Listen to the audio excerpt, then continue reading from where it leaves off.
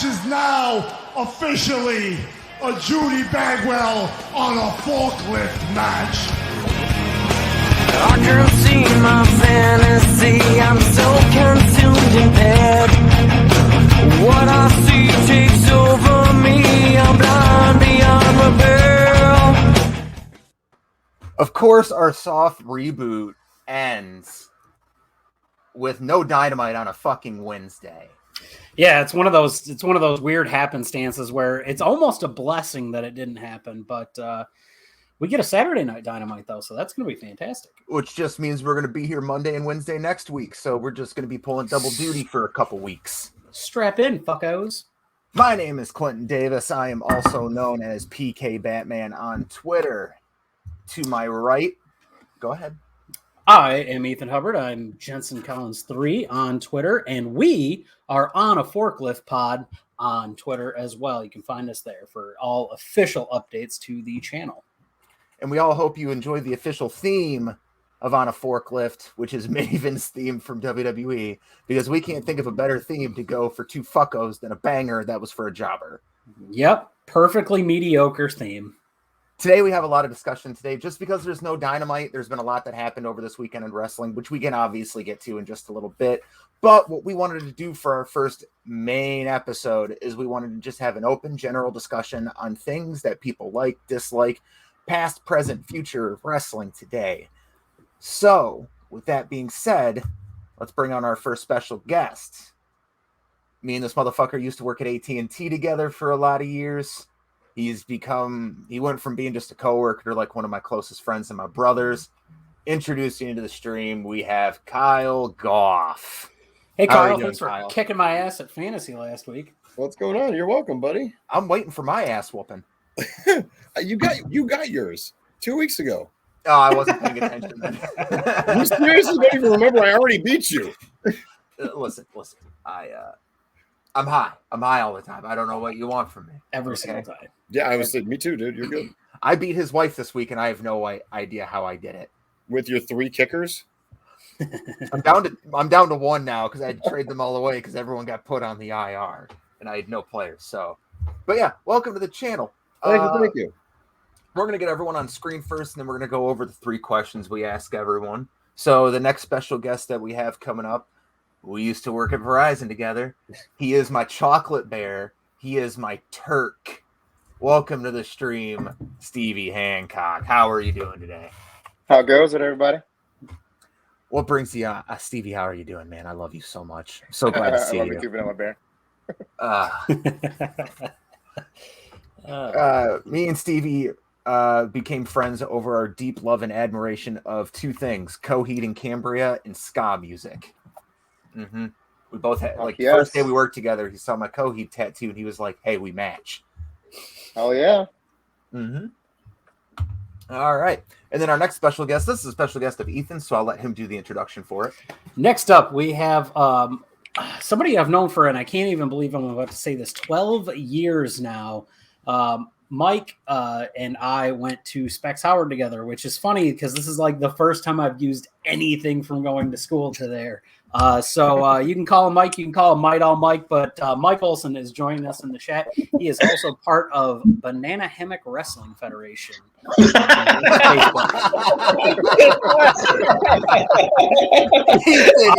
I remembered what BHWF stood for.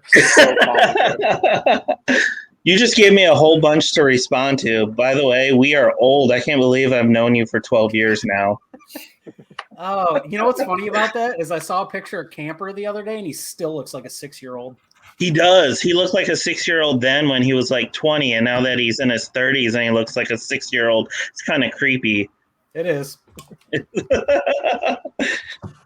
Anyway, we're welcome. Glad to have everybody on for this. This is our first. It wasn't going to be a 4-post massacre, but now it's a 4-post massacre plus a possible referee or just outside interference. I'm just Jimmy the King, man. Welcome to the empty arena until we can fill it with fans. Is it a 5-star arena? It is definitely a 5-star arena here. But I like to ask every single person that comes on this podcast 3 questions, and we're going to go from Kyle to Mike to Stevie. Now, Kyle, outside of work, because we don't really give a fuck what you do for work here. What are some of your hobbies? What do you like about wrestling? Shit like that. Well, hobbies. Shit, I don't have a video games. I'm a big Destiny player. Disc golf, all sorts of mature stoner hobbies. And I got into wrestling. I've been in wrestling most of my life, just off and on, took breaks here and there. And then I worked with you, and God damn it, it's been like nonstop since. Like fucking He is just a cancer, isn't he? It looks into you and just gets. He says, "Here, just try a little bit of wrestling. Just try a little bit. Let me show you one awesome match." It wasn't even one awesome match. I was like, yeah, I'm playing this stupid fucking WWE card game It on just my phone. felt Can you so watch it while I'm selling to this customer? I was playing your game, and then You're like, I enjoyed it so much. I give had to this stop a playing shot. it. Hey, can I be on your team? I don't even fucking play that shit anymore. You're running the team now. All right, Mike. What are some of your hobbies? Well, I've been in the wrestling on and off for like 30 years. My dad was actually a big wrestling fan back in the day, so he was like into the 70s and 80s stuff. I'm a big sports guy, especially college football, college basketball. I host podcasts about that. Really into movies. I'm a big movie dork, and then music, video games, pretty much what everyone's into. I believe they call those a cinephile. Am I correct? Well, what's your favorite movie of all time? True Romance. Well, that's a good movie. It's It's a good fucking movie. Fair. Oh, Mike, thank you very much. Stevie, Yo. give us some of your hobbies outside work, man. Let's see. Playing Destiny. What's up? And competitive powerlifting and smoking a lot of weed. That's about it. You legitimately are one of the most jacked people I've ever met in my life. Oh. Like, I know if a customer Right came in and they here. were giving me a hard time, you could break them like a fucking toothpick. Oh, shit. You're not All right. wrong. Let's move on to the second question. Kyle, who's your favorite wrestler of all time? Ugh. I've been thinking about that one for the last couple minutes since you said that. I don't know. And it's changed in the last couple of years just because of some of the new guys that have come around. But I'm going to say Kyle O'Reilly. He is the best technical wrestler in NXT today. He is the best air guitarist today.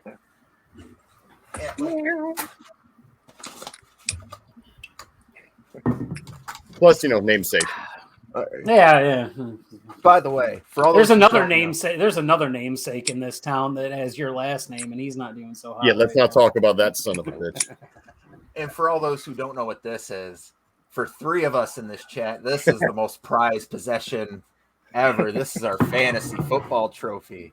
And I didn't watch a single goddamn game of football last year, and Ethan had to put this belt around my waist when I beat him. Oh, that had to be humbling. Well, you guys are going to win it this year because I'm 2-3 right now. This is the year Taco actually. Yeah, Taco's so am out. I. We have 6 teams that are 2-3. Christ That's almighty. amazing, actually. All right, Mike, who's your favorite wrestler of all time? Old school, I'll go Bret Hart. Contemporary, I'll go CM Punk. Oh, okay. I respect the CM Punk. He's one of my favorites, period, ever. Stevie, how about yourself? I know you don't watch a lot of wrestling, but... Not anymore, but I mean, honestly, it's so lame, but I'm going to go with Triple H. That's not lame. That's Not at all. awesome. I've always enjoyed him. Triple H or Chris Jericho, either one. Oh, real tough question, though. Who should have won, Triple H or Booker? Ooh. I'll put people That's not fair. That's not fair. That's an easy answer. Booker. There's, they say 4 out of 5 Hard dentists. shit. 4 out of 5 dentists recommend this or whatever. 4 out of 5 people in this chat think Booker T should have won that match, and it's the 4 white guys. Oh, it's sad. I was like, I can't even go against it. But like, the odds are not for me right now at all. Oh, well, Triple H is a good answer. I don't think, to be honest, I don't think we're going to get a lot of Triple H's just because a lot of people hate him for his 0-2 run. which I look back fondly on because when people actually beat him, it was awesome. That's how I When feel was about that? I said, when was that? Back in 2002. Fucking Yeah, when Batista did people beating beat him. him? Batista. Like Hogan and Hogan never beat him. Oh yeah, Hogan did beat him, but that Yeah, was he did. before the world title run, like the big gold belt run is what I'm oh, talking okay, about. yeah. My favorite part of Triple H's run back in the day was when he tore both of his quads. I was gonna say when he retired. Jesus Christ. Jesus. Oh, okay, so Fuck. DX, fantastic. Trips with Evolution, fantastic. He's always got to be with somebody though to get my attention on it. I actually thought, and as much as it's maligned, the whole authority run, I actually enjoyed Triple H during that because I thought it allowed him to be like just slightly dickish, which is when he's the best. He's never good as a full dick, but he's real good when there's little dicks. He's good when he's chubbed, not full hard. Exactly. All right. Definitely would tell you better. I actually agree, Ethan. I think since Triple H has retired, he's been awesome. Like running NXT or being an on-air character, like a manager, authority figure, or whatever. He understands the business when he's not trying to put the business in for himself. Mm-hmm. Yeah. He knows how to get people over. He knows how to build a story. Yeah, he knows how to get people over. He just doesn't want to put them over. True. Yeah. See CM Punk in 2011. Ding dong. Thank you. All right. The third question we ask every single person, Kyle, what's your favorite fast food franchise? All right, so this is me being biased. I don't know. Cafe Rio. It's my old restaurant. So fast food. Nothing wrong with that. it's like Chipotle. It's the exact same thing. Oh, okay. I've never heard of that before. That's because it's only in the Midwest and the South, and then like oddly enough, Utah and Arizona. Oh, so the Mormons really like Utah doesn't have anything. It's fake there. It's just a Mormon tabernacle. Well, it's a Mormon-owned company, so Oh, yeah. All right, well, that me makes working for sense them then. was just complete sacrilege. do you get a free pair of special underwear when you order some chicken, like a burrito or something? You do not. That's unfortunate. I know. They're missing a Yeah. key marketing I was opportunity. signing up, but I did not. Shut the fuck up, Ethan. You should get into the restaurant business, Ethan. No, we've got the plan in house. It's Jay's House of Bitches and Waffles. Mm-hmm. I'd eat there. It's a sassy Waffle House. I would go. Oh my God. Well, there's not going to be fights. We just talk shit to you the entire time you're eating. There's a lady that looks like together. So like Ed DeBevick's with chicken and waffles. Ed DeBevick's with Miss Pat working the front. Ooh. Just mad shit to the front. She talks hardcore shit, but when she comes to the table, she tries to peddle you drugs. So it's like being in Ypsilanti.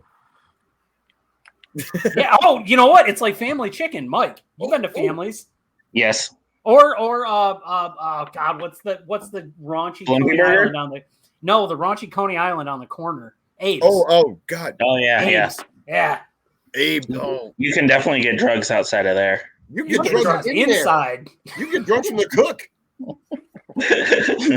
I know. Where is this now? Kyle's the cut. No. Abe's on Michigan Ave. Yeah. Michigan Ave. There was a restaurant. It's not Abe's, but it was a little Near there. hole-in-the-wall burger joint. But me and my buddy Lucas went there one Roy's? time at 3 a.m. I don't know what the Full fuck it's called. House. Shut up. Full House is on Michigan Ave. That's on. No, it's East- on Michigan No, Ave towards yeah. Detroit. I don't remember what the place is called. It's been like 10 years, but we pulled in there to get like sliders or whatever. And right outside there was a one-eyed hooker who was trying to peddle us cocaine and sexual intercourse. And we were like, we are very wholesome boys. We came here for a donut and a burger. Plot twist. It was just an alabaster fortress.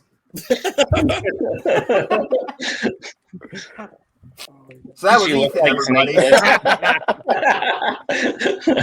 Ethan has been kicked from the fire team. Are you sure it was? Are you sure it wasn't a Telway? It was Tellaway. Oh, it was Telway. Oh my God! How did you not remember that? How do you not have syphilis? First off, I did not know he doesn't. He's drank out enough shit that I've drank out of. I'm really hoping that that's not the case. I was gonna say, did you check? Here's the hoping for you. Let me put it this way. I bring the weed that all of us smoke. So if I have it, He's got a all fair of us point here. motherfuckers have it at this point. Fair. All right, Mike, favorite fast food restaurant? That got you. Probably Wendy's. That 5 for 4, that biggie bag shit's Oh, yeah. shit. Yeah. Oh my god. I have a beard to hide my double chin from eating too much Wendy's. Yeah. That's like my healthy fast food option. Just I was just gonna nuggets say and that's where I fries. go when I'm like, oh, let's not get a ton of calories today. I'll go to Wendy's.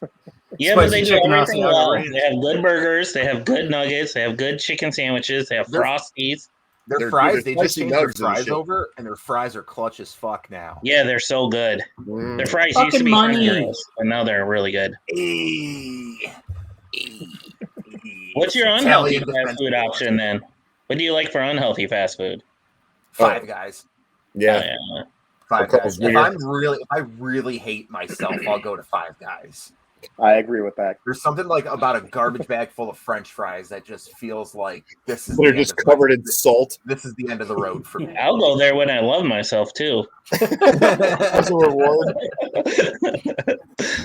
All right, I did good. Here's some fat.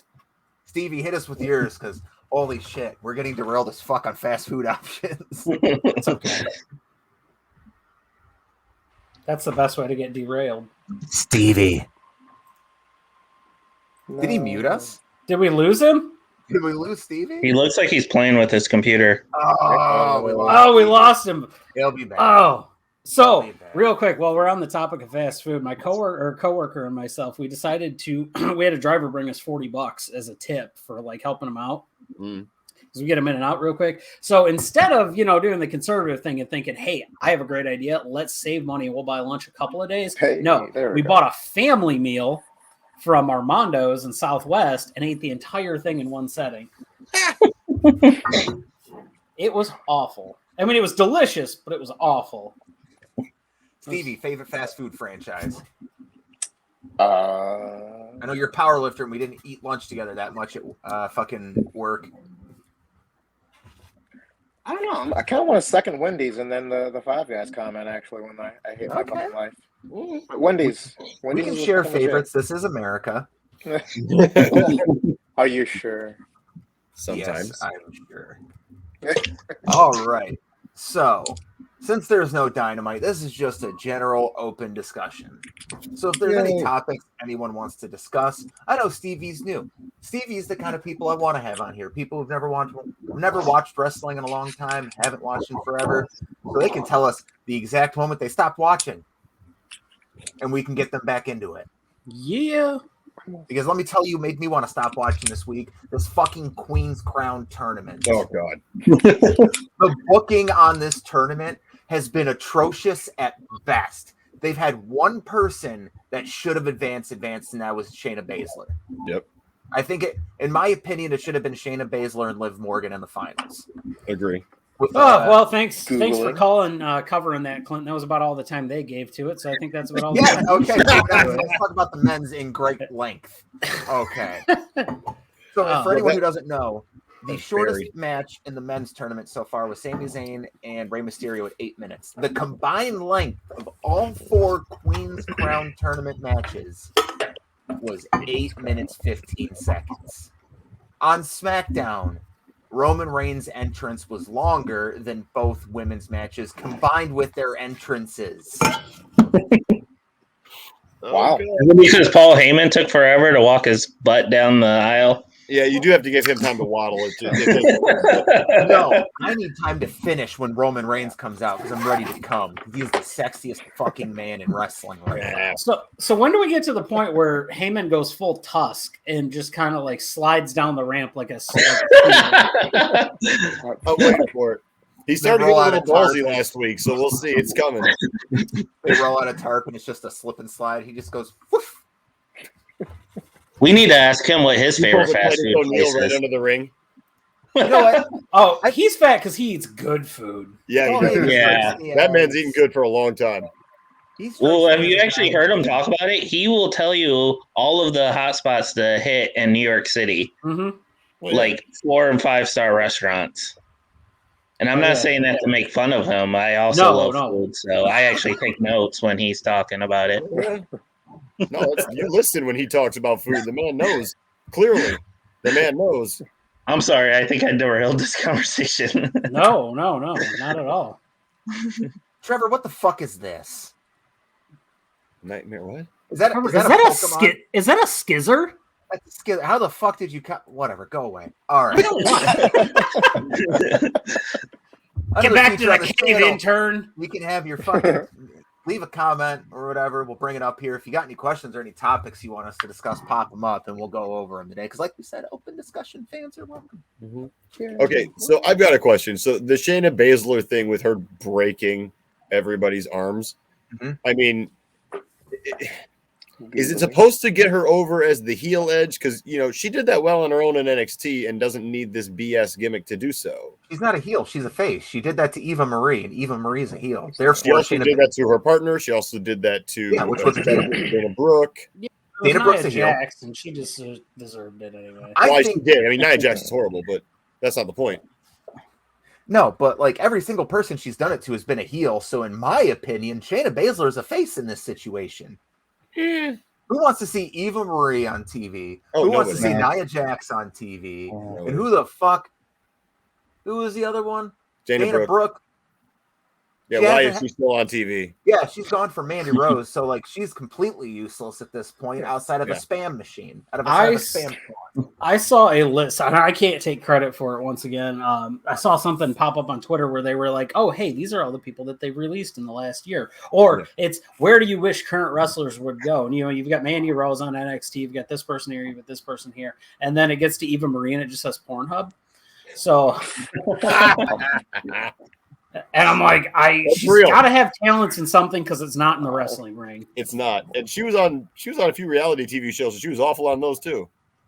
She's just not good. No, she's a horrible person. The best she was when she was having her fucking shit in 2016 where her matches kept getting canceled. That was funny. Yeah. And then she got popped with a 30-day violation, and she was suspended and then gone. So the best run of her career already happened. Mandy Rose is down on fucking NXT getting an NXT women's title match. Yeah, she is. Where Gigi Dolan and her stable and her other team. Fuck, I can't remember her other teammates' names. JC Jane? JC Jane, thank you. Yeah, they're getting a tag title shot. Yeah. Halloween Havoc. Halloween Havoc's going to kill NXT because they're just going to take all the titles off the good people. And give them to a bunch of crap. Yeah, because as much as I like Braun Breaker, I don't want to see him win the NXT title yet. He doesn't. Not yet. It's too soon. Okay, well, you think Carmelo Hayes is going to lose it already? That he just got the North American title? No, because the only person I could think that can feud with him that's a decent enough babyface would be Johnny Gargano, and Johnny Gargano is apparently gone. Yeah, he's on his way out. Yeah, he's on his way out. Yeah, he's taken all mention. We don't really like to report dirt sheets here, but this is just the facts. Johnny Gargano's contract ends at the end of December. They're trying to weed out this older talent because they just want to bring in new stars. Johnny Gargano is just an indie sweetheart, so he's probably just going to leave. I watched any number of other promotions. I watched the first NXT 2.0, so and then I haven't watched since because it was awful. Then he won the world title on that. No, it's Tommaso Ciampa who won. Ciampa won it. Oh, okay. I'm sorry. And Ciampa's got the match with Breaker for the next, Okay. Who's Rick Steiner's kid, by the way. Yeah, I would say just call him Steiner. Yeah. I thought it was weird that they named him that because, I don't know, just call him Steiner. I mean, he looks like a star. I'm sure he thought it was weird they named him that. Don't make me get on my soapbox again. I went on it last week, and I'll fucking do it again. Every single week, there's 2.5 minutes of Clinton's raving about this. Do it. Soapbox. I love the editing ability. His name should be Steiner. I'm going to say this every fucking week. Will it into existence? Fucking name, because every time I see him, we got Braun Breaker, and I'm just like, I'm over it. Braun Breaker is a dumb fucking name. I'll take Braun. You fired one, might as well have another in the company. Call him Braun Steiner. That's fine. Or Rex Steiner. Or something. You're already, like I said, we're calling him the dog-faced gremlin. He's got a siren in his entrance music, just like his uncle, and he uses the Steiner recliner. The next thing you know is that him and Ciampa are going to team up next week and do the fucking Steiner Bulldog. And they're like, oh, look at these two doing the Breaker Bulldog. And I'm going to fucking throw a brick through my goddamn fucking TV. Braun Breaker's a dumb fucking name for a guy who could be the biggest star in your company in the next year. Yeah. On your brand. Yeah. 100%. Him and Carmelo Hayes. If you can get Carmelo Hayes away from Trick, God, or keep Trick from talking, period. But you're about it. I fucking hate that. I hate it so much. All right, I'm done on my pedestal. Fuck this. But I thought you loved about it. That was worth it. No, I hate it. Oh God! I said 100% that worth there. it. I said that the Totally worst promo of the year is Cody Rhodes doing his anti-America promo. The Anthony Ogogo promo. The Anthony Ogogo promo. That's number one. But a close number second is Joe Gacy doing anything right now. But number 3. Oh. Joe It's Gacy. Eva Marie. Number 4 happens to be number 5. Trick. Yeah. Let's get some real Steven Larson fucking shit going in here. Old machinima days.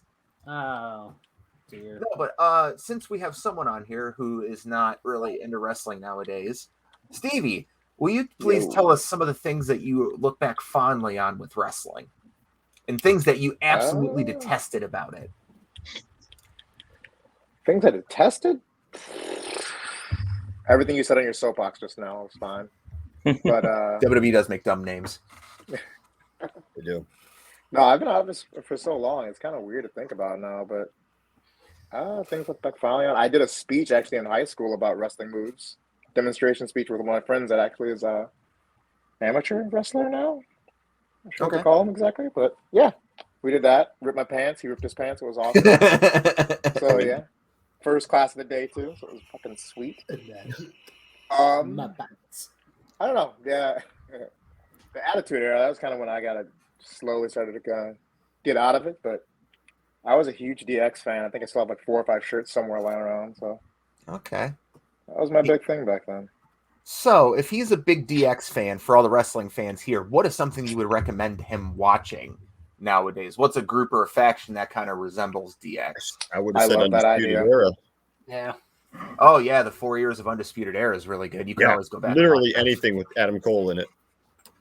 Writing that down. Depends on what you like. Do you want the wrestling action, which truthfully DX didn't really have a lot of great matches, or do you want like annoying comedy aspect? Because that would be the Elite. Well, what I was era?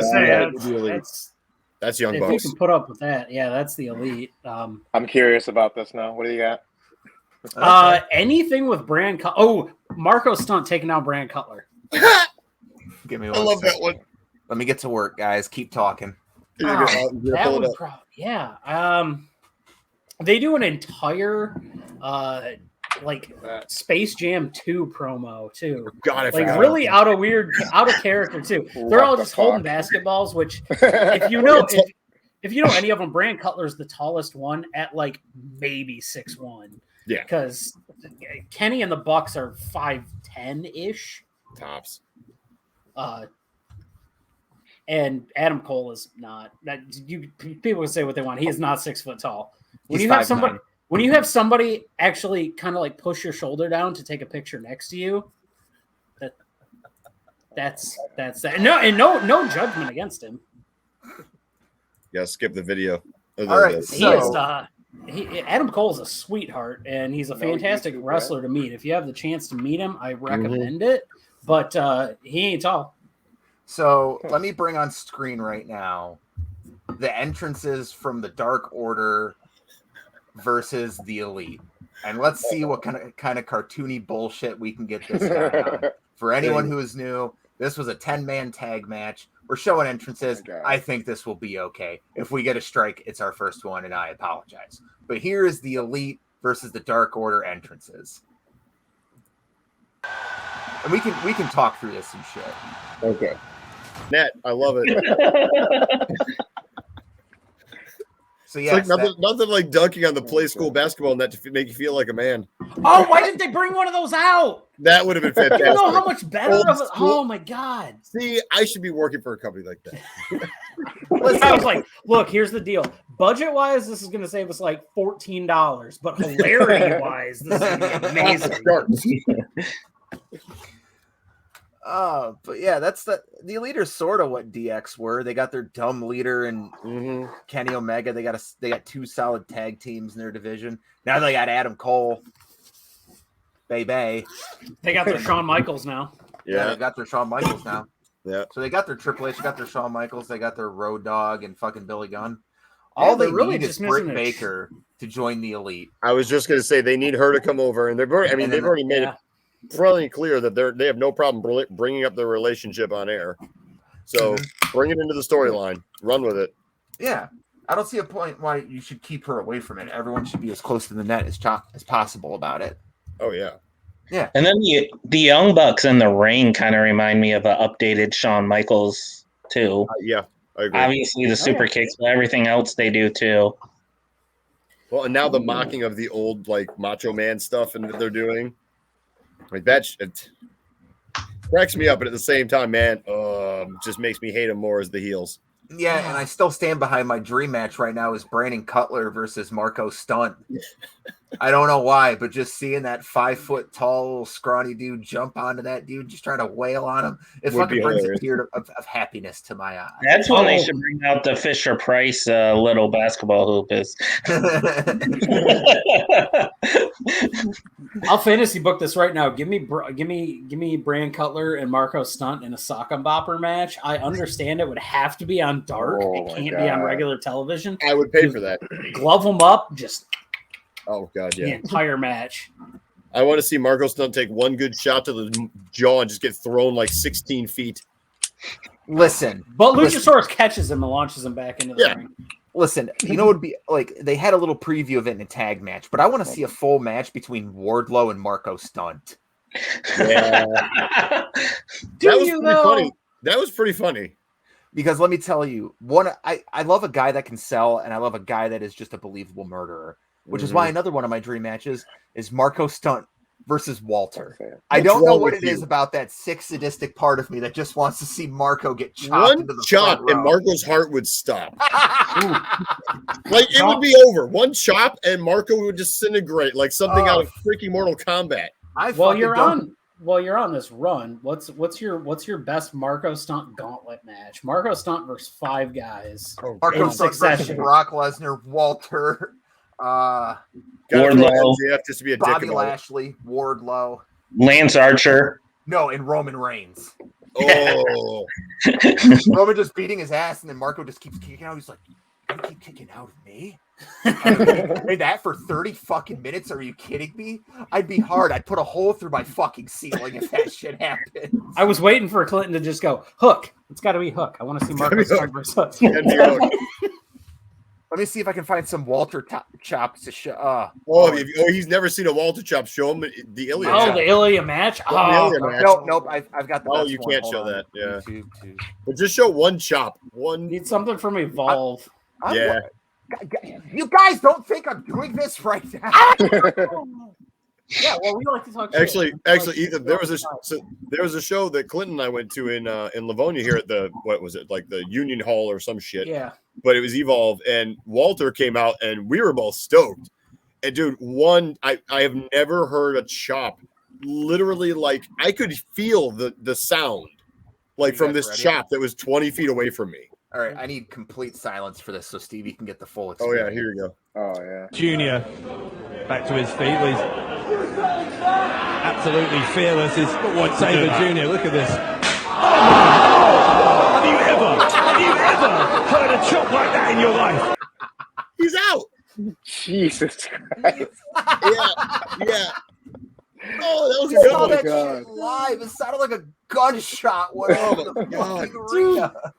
It's 2006. I'm at Cobo Arena. It's Saturday night's main event, pre-Mania. Pre-Mania 22. Yeah, it was pre-Mania 22. It was the one Mick Foley went through the flaming table at the end of it. We had a match. Good one to see. So on the show, and I don't remember if this was a dark match or if this was actually on the show, but there was Big Show versus Carlito. And at one point during this, we're camera side, and Show's got him in the corner, so his Show's faces us. Carlito's back is to us, and he just does the shh. Literally, you could hear a pin drop in this place, and you just see him go. whack, and it is just an instantaneous, like within 5 seconds, Carlito just has one singular handprint entirely across his chest, and he is just like breathing heavy the entire match. And my grandpa looks at him. My grandpa's there, big 6'5", 330-pound Polish guy, and he's like, "Pussy." And I'm like, you fucking get in there and do that. You've got diabetes and a bad hip. Let's see you fucking take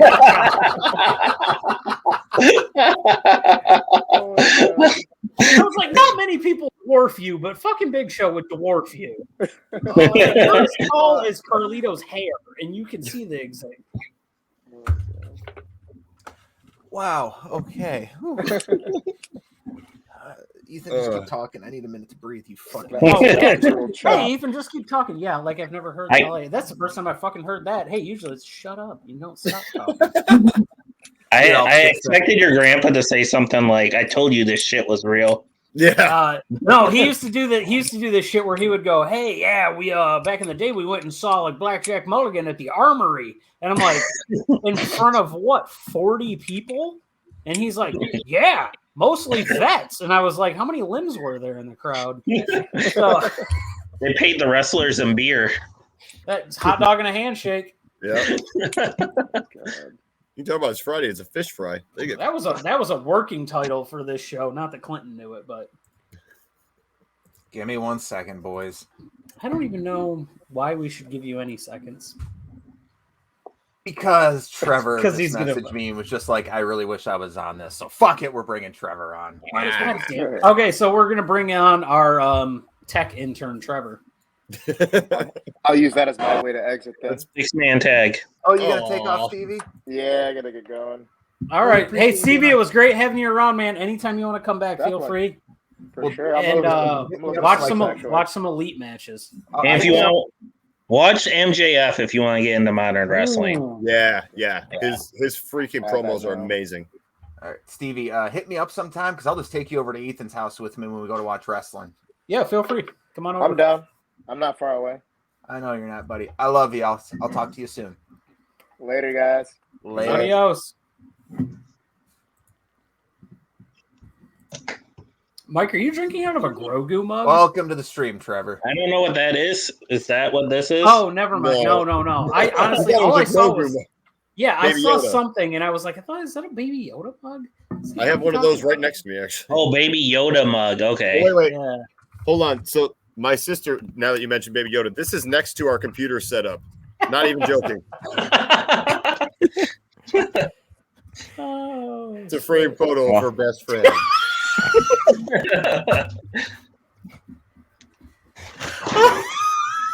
Wow, I just walked into that.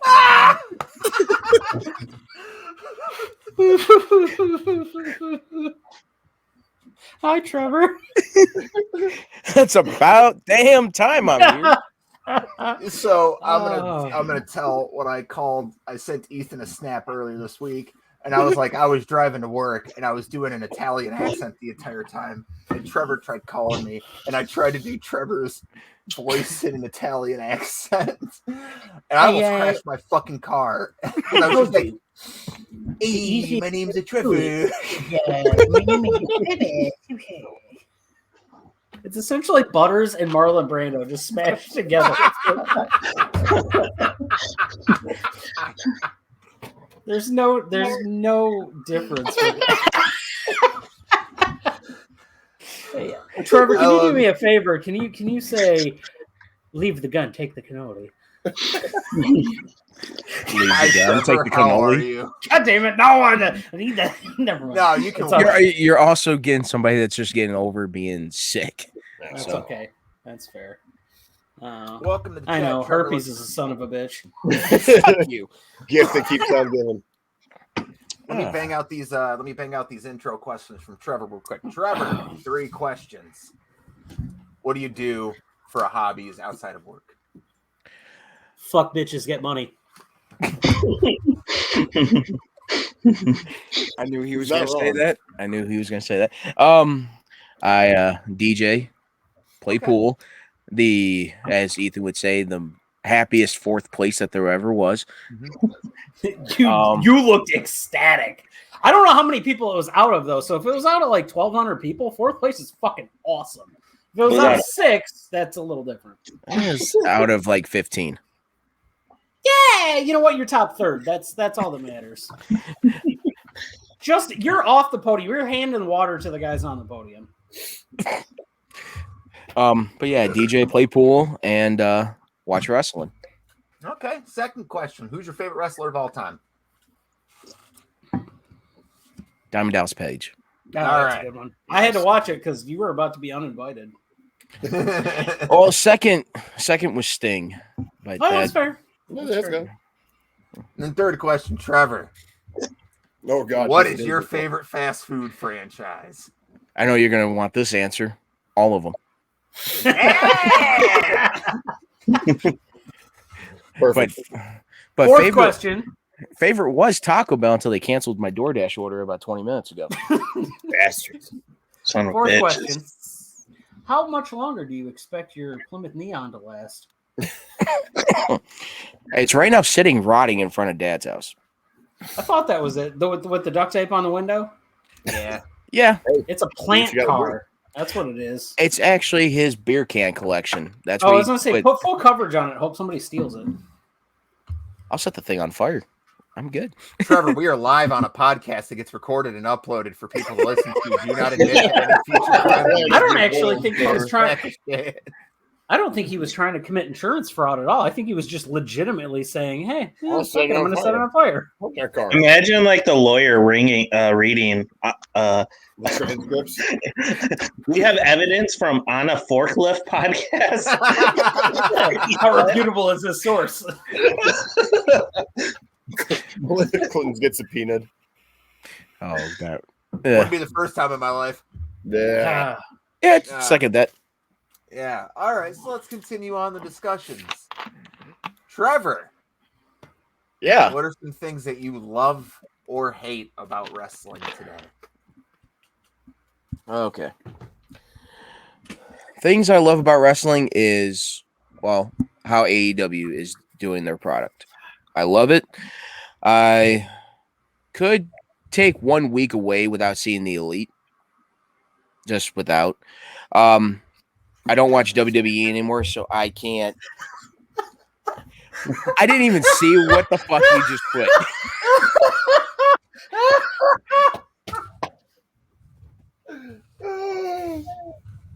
Little Troopers made it.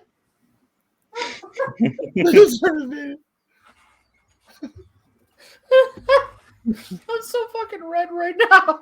I'm the color of you're- Kyle's hoodie. You are. It's about time I get to derail the fucking podcast for one season. Trevor, Oh go yeah, on. yeah. No, you He's just not a you. fucking he's not a Make-A-Wish kid. You can go. So you can go a week without seeing the Elite. I can go a week without seeing the Elite. I can definitely not watch WWE ever again, just because the product is just going to hell. Except the pay-per-views. Couple. Last 2 pay-per-views been baller. I haven't got to watch them. That's because you don't come to my house.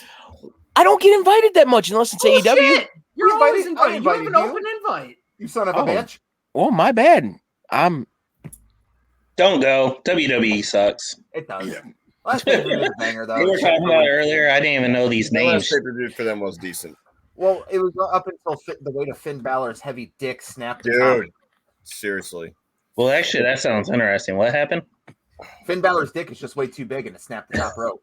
I don't Oh. know if So, I can make it any more he clear than that. he had convulsions on the floor every time a heartbeat hit, so he's essentially hulking up. He was Yeah. doing And, dick had- push-ups. Just And that was a great way to get into the ending, which would have been great if they had followed through. Right. And then so he stood on the top rope and then somebody sabotaged it, which I wish they would follow through that Reigns had somebody sabotage it. Thank you. I've Make it a that would be- storyline somehow. Oh yeah. Yeah. It doesn't matter who it is, just have somebody. Could have been a dude, and then you have a little vignette backstage where he's just paying some guy like $300 to snap the top Yep. rope. It would have just added to the heel persona. Mhm. Yeah, no, because I mean, the way they did it, like, because so this is why they discouraged filming at their live events, because there was somebody that caught it on camera, the guy coming up and chopping the top rope with like a pair of clippers, and they caught it, and then he's in a hoodie and he drops down and gets below the ring. But they put it out online, and that WWE is like, well, that's why we don't allow filming at our live events. You know what's really stupid about that? They could have solved that entire thing with a quick release on the turnbuckle. Yep. Mm-hmm.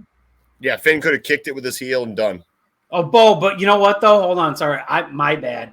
WWE has a really bad history of quick releases, so probably should. I knew that was coming. Okay, I was waiting for it. Hey, yo! Too far. This isn't an episode of Dark Side of the Ring. To be I fair, love Owen Hart, To be fair. and what they did was bullshit. To be fair, I think we can all agree with that, Ethan. yeah. I don't think anyone's taking WWE side on that. No, there's a reason why his wife decided to work with their competitors.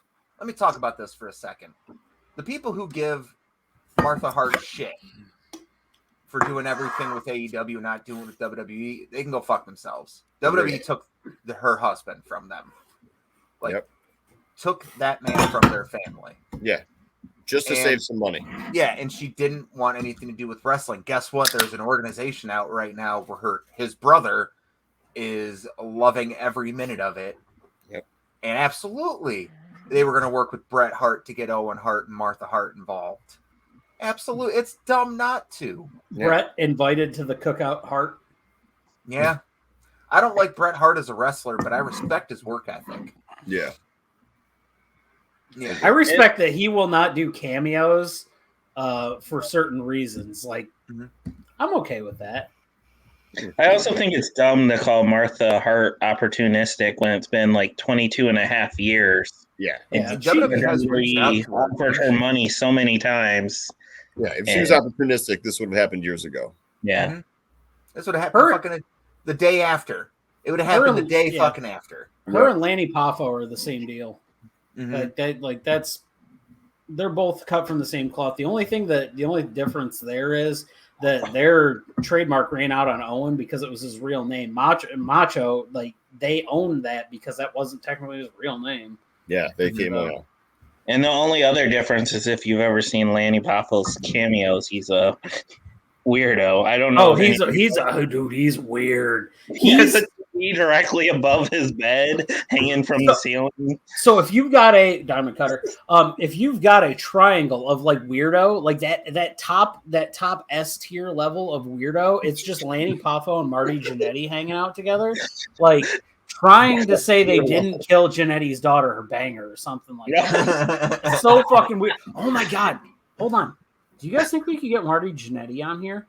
Yes. I don't want Marty Jannetty on. Hold on, I'm fucking trying this real quick. You guys can keep talking. He's gonna find out. Jannetty. What would it cost? Marty does Jannetty, anyone want to be my new co-host? Marty Jannetty has been caught outside of like wrestling conventions picking up cigarettes off the ground like butts and smoking them. Yeah, I'm aware. What's the worst case I gotta tell him on this? Well, why do you think he'd say no to you? I don't. That's like what give him $10. Give me $40, man. Also, message. Okay. Lanny Poffo will explain to you his wiping habits when it comes to going to the bathroom, even if you don't ask. Oh God! You only admitted to a fucking murder. What's wrong with this? No, because now listen here's the thing. We can't let Ethan derail on something like this because the last time he did, he found Judy Bagwell's home address and phone number. Do not call Judy. So this podcast name, is it in tribute to Judy Bagwell or Chris Canyon? Both. It's Judy Bagwell. Okay. Because I always liked Canyon. Well, and I always kind of thought he was kind of underused. Oh. It's an Atlanta area code, by the way, in case anybody gives a shit. And call it. I gotta figure out how to do this. How do I? Last time he tried to call that phone number, our best friend had a fucking panic attack. Call her and ask for Marcus. No, I don't give a fuck about Buff. I want to talk to Judy. I want some recipes. Our buddy Kevin.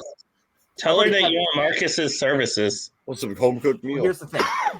our buddy Kevin hit me up one time. He was just like, yo, this was like right before COVID happened when they were about to do Mania weekend. It was Scott Steiner versus Buff Bagwell down in Florida. And we figured if we could corner Buff and talk to him, maybe he can give us some info about the patron saint of our fucking channel. One Judith Bagwell. But yes, like our buddy Kevin came over. He was just like, you guys are obviously talking about the greatest professional wrestling match of all time, Judy Bagwell on a forklift. She's the And only I forgot about it. WCW tag team champion ever. Only person never to lose it. She vacated that title. But yeah, a lot of our stupid things that we do on here are just inside jokes that probably Kevin came up with. Like, the Italian Defense Force. That should have been the WWE version of the FBI when they were stealing shit from every organization. The Italian Defense Force. It was fucking bad. Truthfully. Ethan, I desperately need you to stop what you're doing. Oh, no, you We have don't. derailed this podcast enough. I'm The aware the audio only version is going to be dog shit. I'm 100% aware of what I have done, but I also just sent you fucking comedy gold. So please look at this because I did things and I'm awaiting a response. Now, whether I will get these responses, I don't know. I can't wait to mix this shit. All right, so let me pop this up on the other screen so people can see. Give me 1 second. Share screen. Marty, I run a wrestling podcast, and I would like you to come on and talk about your experiences in wrestling. I'm shooting shots. I don't care. Ethan, I swear to God, if he messages us and tries to come on our podcast before we can have Bo Gates on here, I'm going to be real salty, okay? I'm on it. No, I got Bo Gates' contact. Hey, get Bo Gates on the fucking podcast, Clinton. I'll message him and see if he wants to and talk. Dude, do it. I don't Like, care. yo, It's man, the can you give us backyard. Well, what is his time worth? He was a starring role in the greatest documentary ever made about professional wrestling. I'm glad that you added that caveat on the back of it because it's not the greatest one. I don't. Yeah, you know what? It is slightly better than Wrestling with Shadows. Who the Slightly fuck better. has my copy of The Backyard? Which one of you motherfuckers have it? Not me. You didn't take it over to Ethan's last When? time. I was about to say, when was the last time I watched a Not me. DVD? Kevin probably. You know, I may have lent it to Kevin. He loves that fucking movie. Probably sleeps with it under his pillow. Truthfully, Bo Gates. or he's using it to scare those kids out beyond his apartment. Ooh, we'll let him come on and talk about that if he ever Yeah. wants to. But let's keep on the discussions here Okay, because sorry about that. we've been going at this for an hour now and we have barely talked about shit. We just keep derailing this motherfucker. Yeah, well, you know what? This might be our best watched episode ever because we actually Yeah, do talk watch, about but it listen. seriously. Like Spotify, it's gonna get 0 Ooh. hits. Ooh, can I give some news? Go ahead. Spoiler alert, Alex Hammerstone won the MLW championship, so he's now the national open weight champion, and he is the MLW heavyweight champion. Won that last week in a match against Jacob Fatu on MLW's first ever televised show. You can see their stuff on Fight TV regularly, but this was actually on Vice from their Fightland pay-per-view. He also messed his ankle up pretty good in it. GCW had an event this weekend which had a lot of big news. A couple debuts they had, which now GCW seems to be the real Forbidden Door. Because on that show, Thunder Rosa debuted in a intergender match. On top of that, the Briscoes fucking debuted. So Really? in GCW right now, we have people from Ring of Honor, we have people from Impact, we have people from AEW. And we got people from like random British territories. Is it any NJPW or? Yeah, no, they don't really fuck with that. They might get a Suzuki. They get Suzuki. You know what? Yes, they Okay. do.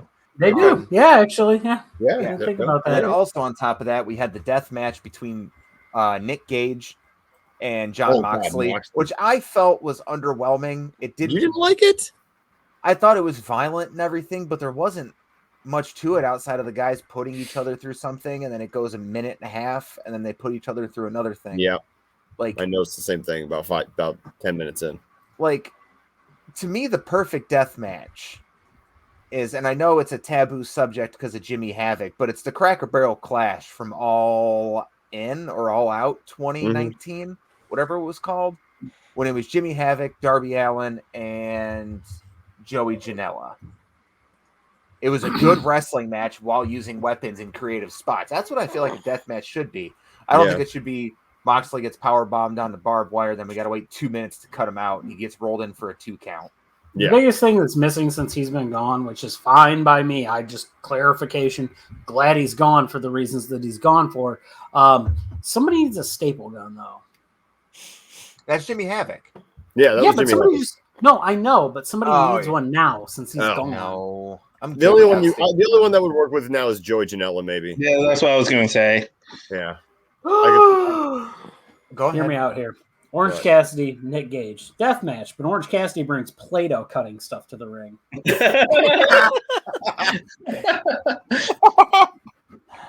That's the best idea. God damn it, stop kicking him. I like that idea. That was a good one.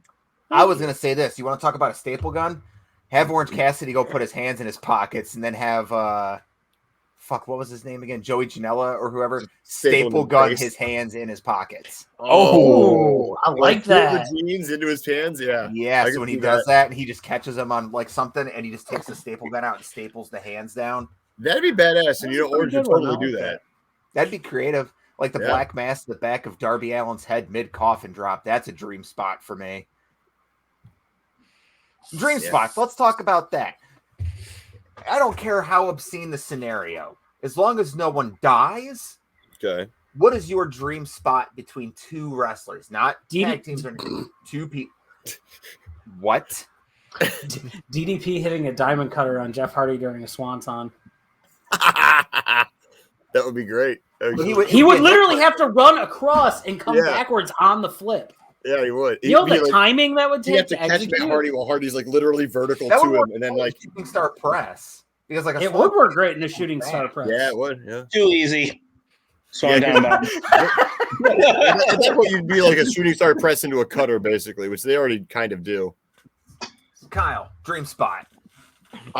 Ooh. You're booking right now. You get to put any spot. Right, you know what? Honestly, and this is all right. So anybody who's been watching AEW right now, Dante freaking Martin.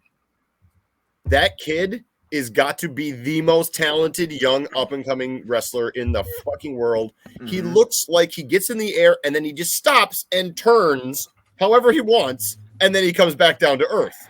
Mm-hmm. The kid is amazing. So I want to see him. I want to see him doing his off-the-top rope, like some crazy flipperoo into an Aleister Black roundhouse kick.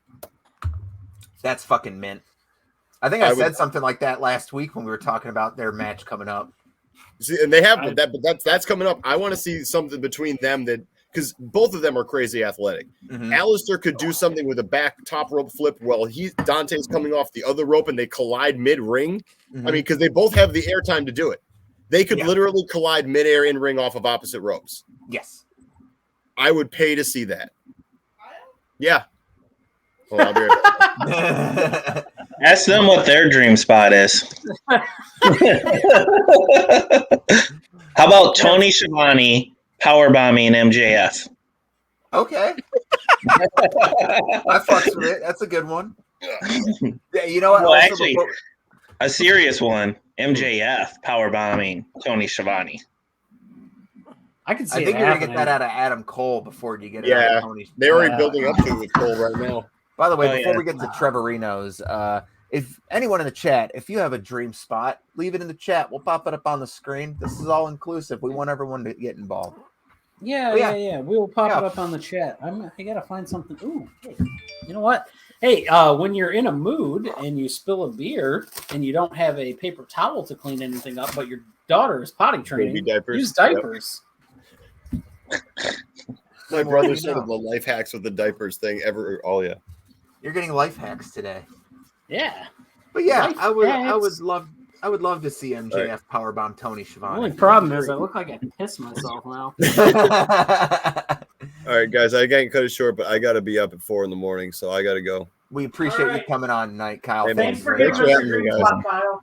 I'll be back again. You have a good one. I fucking hope so. Have a good night, gentlemen. Adios. Oi. Oi, oi, oi. All right. Trevor, go ahead with your dream spot. That's a good That's a good one. Alexa Bliss on your face. What? Because I'm thinking. It's a better gimmick than she has now.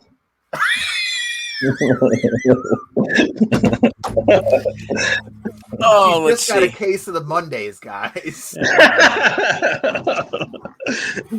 I wish she hadn't have gotten drafted back to Raw. Fucking stupid. Sorry, Trevor. I'm not Dumb idiot book. No, you're Is good. she She's still doing that gimmick? Yeah. Allegedly. What's a good spot? Mike, what's your favorite spots? We'll give Trevor a minute to think. Well, I mean, that was kind of joking. I'm trying to think of one that compares to you guys. Oh, mine's not even of this generation. Mine's an old thing. Oh, you can go old too. Well, I mean, seriously, I can't wait until CM Punk starts doing stuff with some of the top people in AEW. I mean, Darby Allin was cool, but I mean, they're both faces, so it wasn't like exactly intense. I know that he's kind of getting his feet wet, but I look forward to that. I look forward to Adam Page and finally paying off his feud with Kenny Omega. I feel like AEW is building to a lot of cool stuff, and I can't wait till some of the top stars collide. But I don't like necessarily have like a match scenario in my head or a cool move. Yeah. I got one that Clinton will like. Punk goes to lock in an anaconda vice and Danielson reverses it into a cattle mutilation. Fuck yeah. I would be so hard for that. Oh my God. You kidding? Are you kidding? Technical masterclass wrestling? That's my fucking wheelhouse. I love that shit. You know what? I've been sitting here thinking nothing's coming to mind outside of Miro just kicking the shit out of Kenny Omega. That's the only thing I'd like to see. You and your dad are one and the same in that regard. You both fucking hate Kenny Omega. It's not that I. It's not that I. I love that hate Omega. It's not that I hate Kenny Omega. It's just when he was in the tag team with Adam Page, everything was good. Then as soon as he jacked the title from John Moxley, he just became a dickhead, and it's just I can't stand it. Yeah. I loved when Omega and Page were tag champs, but it kind of felt like something was missing with Omega. Like he wasn't in. You're back. Like he wasn't kind of in second gear, and ever since he became like a heel, like I love his character so much more. He wasn't douchey enough. Like Yes. Kenny thrives on being douchey, and that's part of what it was. So like in New Japan, he wasn't overly douchey in his like presentation or promos because they don't really do promos. It's the aftermatch stuff that happens in New Japan, which I fucking love. Bring me a little bit of that for AEW. Give me that aftermatch fucking like news conference, like sports style. They actually make it feel like a sport in regards to that. AEW does a really good job with the presentation, making it feel like a sport. Give me the press conference shit after the match. I fucking love it. That's actually one of my favorite Jericho bits of all time is the Painmaker like press conference shit after the matches. I love that. But that's what I feel was missing with Kenny during that stuff is the douchebag. Mm-hmm. He's so good at it because it comes off so naturally, which he's not. He's a nice guy, but he's just he's so accustomed to him just being a D-bag that he works so well that way. I like that the Elite have like gone all the way with being heels too. They're not just trying to be cool; they're trying to be obnoxiously annoying. Yes. Oh yeah. Yeah. Down to the fucking hair and the facial hair and just the ear piercings and the fucking nose ring. Yes. AEW actually does that great because MJF is great at that too. Mm-hmm. I kind of feel like in some of the other promotions like WWE, like he'll still want to be kind of cool and like it kind of ruins the presentation. No, MJF's a prick and I love it. You can tell Yes. he's a prick just from the way he dresses. Trevor with the pizza. Oh, he came. Oh shit! I forgot I made this.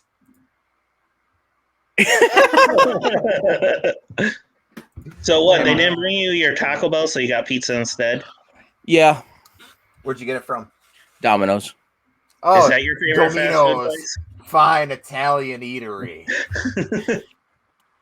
It's the only thing I could think of. I didn't want Slicey 80s. I didn't want Hungry Howie's. I didn't want Torminas. I didn't want anything else. Actually, Domino's, their wings are pretty fucking A1. Pizza Hut's wings are pretty fucking A1. I know they're just nuggets. They're barbecue nuggets, let's be honest here, but they're solid. They got a good house seasoning on their fries. Their crust is also excellent. The fucking bread that they have, the breadsticks, not the cheesy bread, but just straight up breadsticks. Yeah. Pretty fucking good. I love Pizza Hut breadsticks. Especially the box. When you get the big fucking box, it's got the pasta, the breadsticks, the pizza, and the wings with it. They're very Game firm, like they're not bendy, but they're also very like fresh on the inside. Like they got a nice crunch to them while being soft on the inside. I like their pizza sauce too. That you dip the breadsticks Yeah, I in. can't do their pizza sauce. Gives me heartburn in my old age. Can't do it. It doesn't help. I used to work next door to one, so I always ate there all the time. I gotta take like 2 Tums if I'm eating some fucking Pizza Hut nowadays. What's man. heartburn? It's your heart when it's on fire. I feel like a dick, but I've literally never had heartburn, so I don't know what this feel is. Oh, it's a. I have a present okay. for Ethan. I Hold have on, Ethan. I have a present for you. Okay, are you ready? Fucking. Whoops, wrong one. Okay, spoiled the surprise. I have no idea what's going on right now. I've never had heartburn, but I have explosive diarrhea every day, so it's a trade-off. I mean, never mind, you win. It's one of those things. Like, if anybody's a Tom Segura fan, he's like, yeah, I just go in, paint the bowl, and I'm out.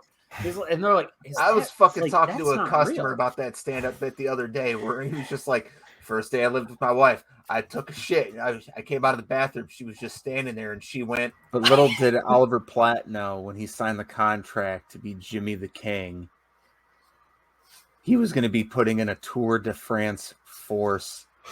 Fucking. Yeah. I died. The posting that you had right there, where it was like, but that, and then, or where he was talking about, and little did Oliver Platt know when he signed up for this, he was going to be giving a Tour de France force performance.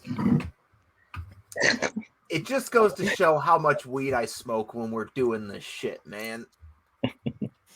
All right, so you know what? Well, let's get into the top 5 list, because we got guests here that might have guests here that might actually have some input on some extra matches that go along with this. So this week's category, let me get it popped up here.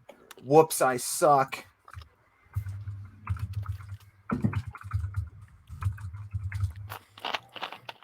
Our favorite NXT Takeover matches.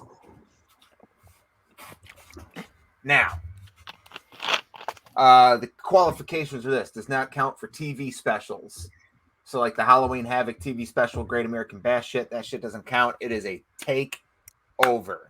The In Your House ones count because they are technically takeover in your house. But for the longest time, NXT was the best brand walking the face of the earth until Vince McMahon put his hand in it.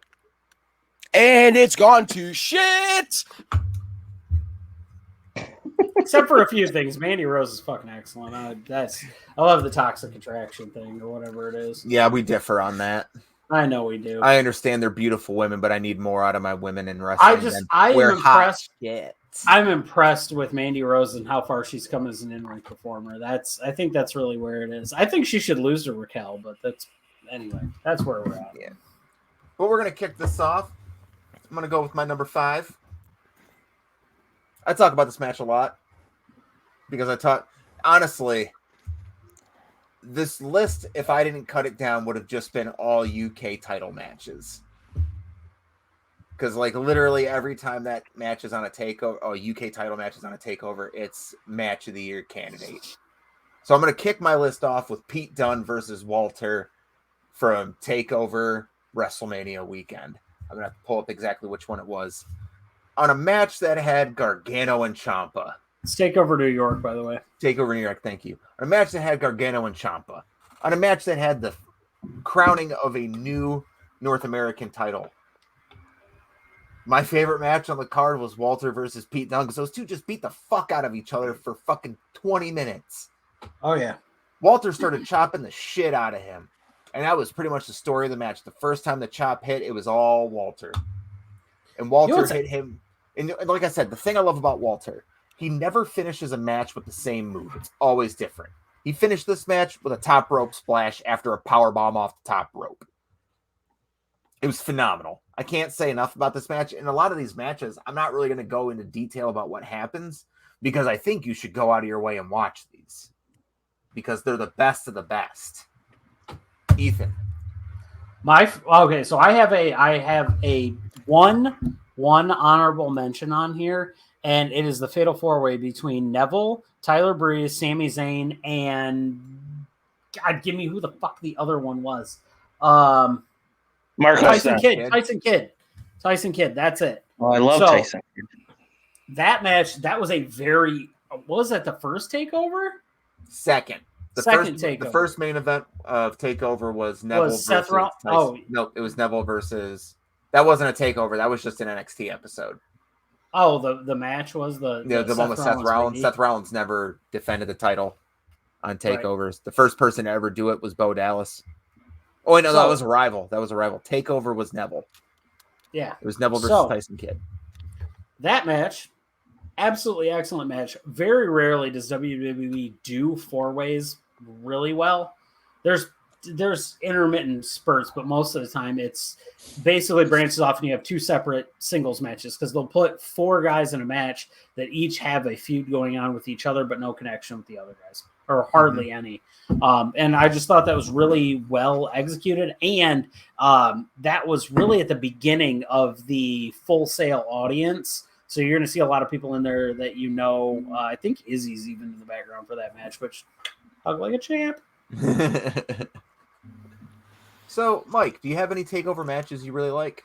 Yeah. You got 5 where you can just keep going in a circle. Okay. I've came up with 3. I never got into NXT like some people did. Like by the time I started watching, the glory days were kind of over, but I've kind of gone back and watched old stuff.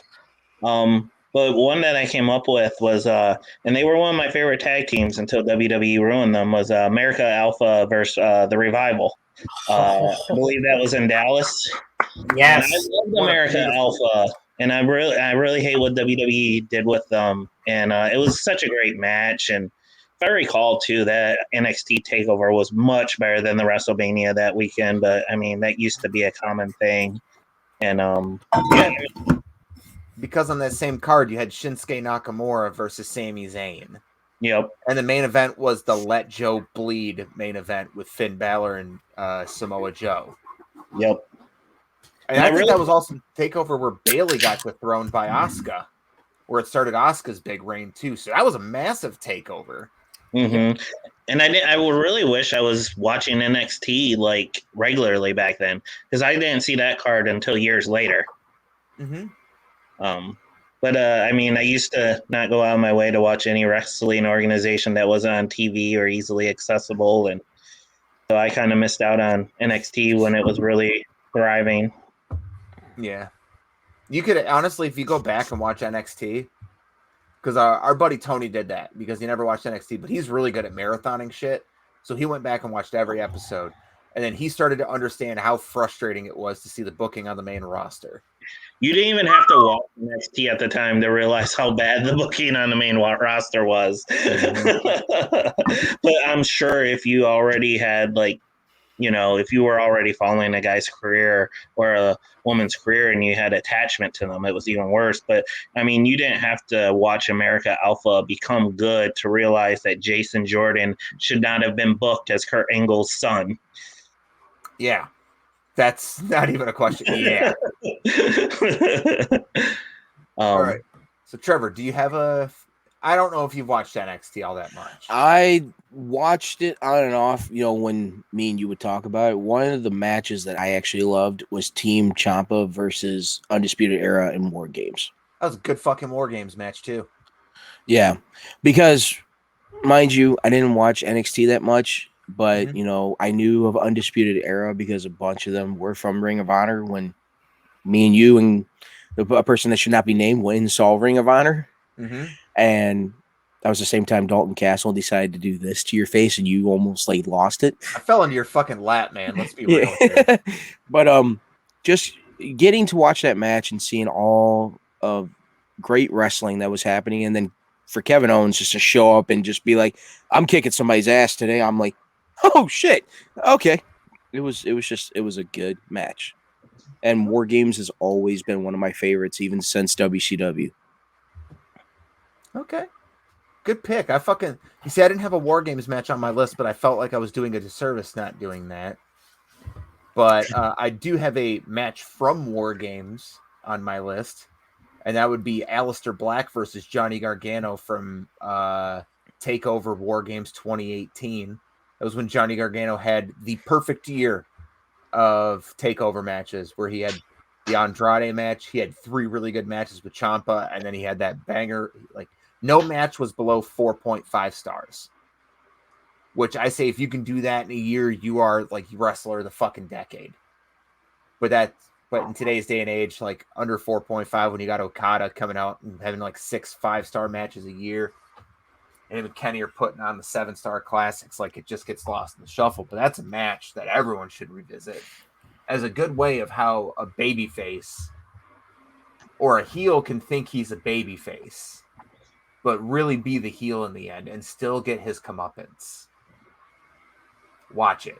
NXT TakeOver 2018. On that same card, I know it's taboo to talk about him, but me and he have talked about it. His favorite match on that card, I don't know if it's going to be on your list probably, but Ciampa versus Velveteen. It's not on my list. It's unfortunate because it's what a match, man. I'm fucking angry about that. It's hard to separate the wrestlers from their art. Well, go ahead, Ethan, with your number 4. All right, so my number 5, because my last one was technically an honorable mention. My number 5 is what Mike touched on, the American Alpha FTR match. That, just love it, absolutely love it, fantastic. Number 4 happens to be a War Games match, though, and it is where Rhea Ripley became a fucking star. And that is the Team Ripley versus Team Baszler War Games match. Rhea Ripley, it just becomes a monster. The easiest way I can describe this is she takes Shayna Baszler, who up to that point had been the most dominant champion, second most dominant champion, women's champion in NXT history, and riptided her through 2 chairs while she was handcuffed. She looked like she legitimately killed somebody who had previous MMA experience. Also, it had one of the greatest heel turns ever, the Dakota Kai on Tegan Knox turn, and which is fantastic. Also, Tegan's a sweetheart. Yeah. And if you haven't seen her latest Instagram post, she's dressed as Stone Cold Steve Austin. So that's just fucking awesome. Oh, hell yeah. Which that's actually something we can talk about here after we get through this list, because I made a post earlier today, and actually we got a lot of responses from people that I haven't seen into wrestling in a long time. But Mike, go ahead. If you got another one, throw it out there. Sasha versus Bailey, NXT TakeOver in Brooklyn. That is my number 1. That is. Yeah, I mean, it was just a great match. It was back when I cared about Sasha. Not that I watch WWE regularly, but whenever I tune in and I see her, she's either being boring or annoying. But I mean, I'm trying to think. The woman had been kicking ass for a few years at that point, but it was Brooklyn 1. It was 2015. It's my second favorite match of all time. That was the night I met Tony. Yeah, that was around the time I think I really realized like just how good women's wrestling could be. And I mean, they went all out. It was a great match. Yeah, and the story going into it was good too. That is still not my favorite, but still the best women's wrestling match that has come out of NXT. That's a great way to put it. I was kind of tripping over my words on how to describe it, but that's not a the great best, way. but it's the most important women's match in NXT, probably in WWE history. Let's be real here. Second most. I'm gonna say second most. Trish Behind and Lita and Trish main eventing. Yeah. Raw. Lita and Trish main eventing Raw. I think that was the most important. Where Lita fucking broke her spine in half. Yep, it wasn't the best match, but it is. This is better than that match, but that match was more important. That match was happening during the Brawl and Panties era, or Yep. coming out of it. And people actually respected Lita and Trish for being wrestlers at that point. And I think that year, the penultimate match at Mania was the Playboy pillow fight, or the Playboy pillow match between Tori Wilson and Sable versus Stacy Keibler and Jackal. That was 03, right? Yeah, who was Jackie Gata. Jackie Gata. That's yeah, who it was. That went on before the best triple threat match in wrestling history that we can't even talk about. We can't talk about. Trevor, you got a match? If you don't, it's okay. Because I was trying to think of another one, but I don't think it was on Takeover. It was when Kevin Owens versus Sami Zayn. That was a Takeover. That was a rival, they did 2 takeovers. Okay, yeah, I'm trying to remember which one. Maybe you're thinking Battleground, but you know what, Trevor? That's an NXT match on a WWE pay-per-view. We'll be real with you. Yeah, no, when Kevin Owens finally just had enough and almost broke Sammy. Actually, I think he did break Sammy's. No, that was Gabe. That was yeah. That was like an old school takeover. Yeah, no, that was. I know that's very old school, but like I said, I really didn't watch that much NXT because with WWE's product going south because they did the same matches week after week after week after week, it just got to the point I didn't trust watching NXT. But then finding out about all these matches I missed, and I went back and watched them. It's NXT had a different way of thinking compared to SmackDown and Raw, and that's one thing that got me away from wrestling for a little bit, was just seeing how Raw and SmackDown did things, and it just killed it. That's why I'm mainly AEW now, because everything is different. Oh yeah, we're all on AEW's payroll. Let's be real here. I wish. Tony, hook me up, brother. Yeah, come on, come to Detroit so we can. Let's be real here. Tony shitting on Raw this week was the funniest thing I've ever heard. That also was awesome. Actually, call your dad up, get me a job as the Jags head coach, because I can do better than Urban Meyer. I'm pretty sure. Just me and Mike. Let's go, Mike. You and me. We're gonna go run the Jags. It can't be worse. Let's be honest with ourselves. Do you promise not to use your fingers on any bar ladies? I don't even like going to the bar. I like drinking in the comfort of my own home. So if you catch a video of a woman twerking on me, it's my wife, and she's the one that put it out on the fucking internet. He also put his finger in her butthole, though. I mean, that, you know what? I kind of respect him more. In his own bar, where there were posters up of him everywhere. You know what's funny about that? He was wearing an Ohio State shirt. Like, you didn't know who he fucking was. Yeah, it was his bar. Yeah. It's Urban Meyer's bar. And he didn't. Well, we're getting off wrestling topic. I'm sorry. I don't mean to hijack the show.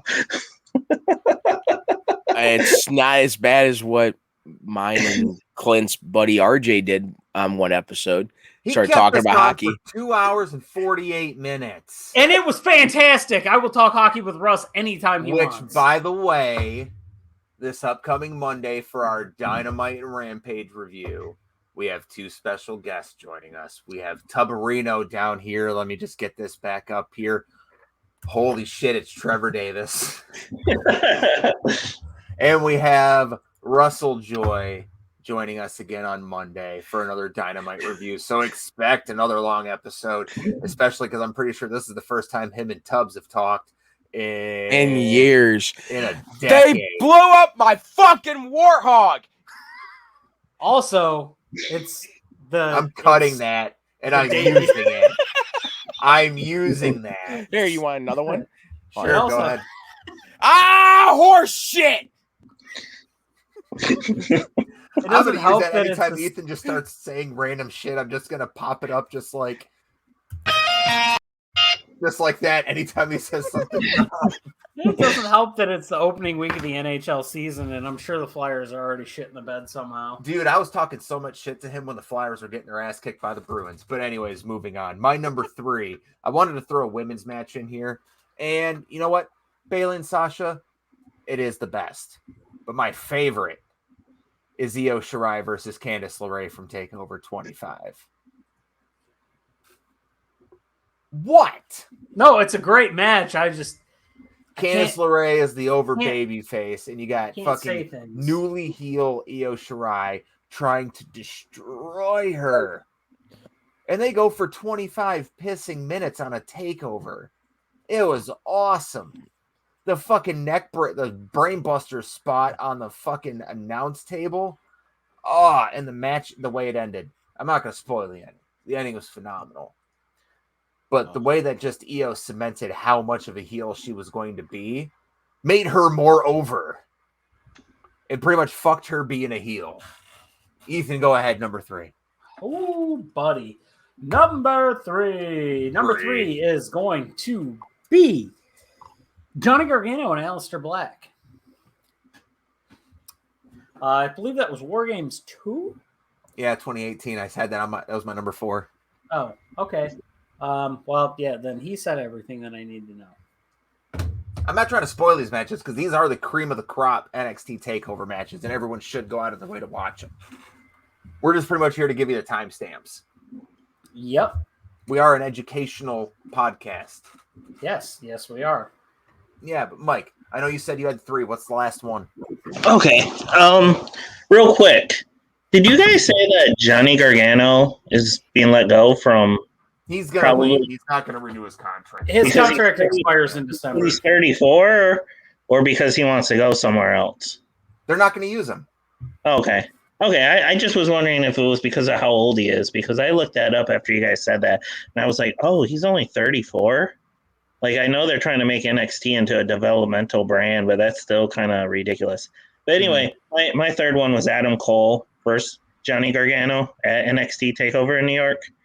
I think this might have been the first thing I saw with either guy. Just a great match. The 2 out of 3 falls match. Yes. Yeah.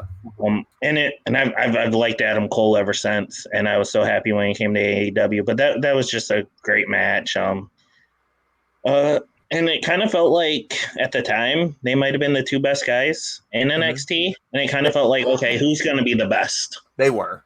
Yeah. Yeah, they were.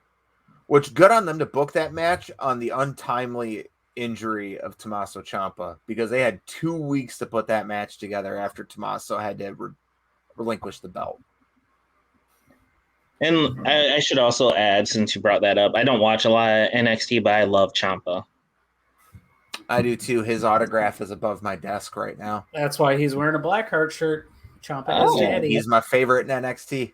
Like, he's the only reason I'm going to watch it. Once Ciampa's off NXT, I'm done. He'll be the last of it. Except that you fall in love with Braun Breaker. I'll fall in love with him when his name is Rex. Okay, hold on. Here we go. Trevor Soapbox. Oh, Soapbox. Okay. Why in the hell is he not named after his dad? Why?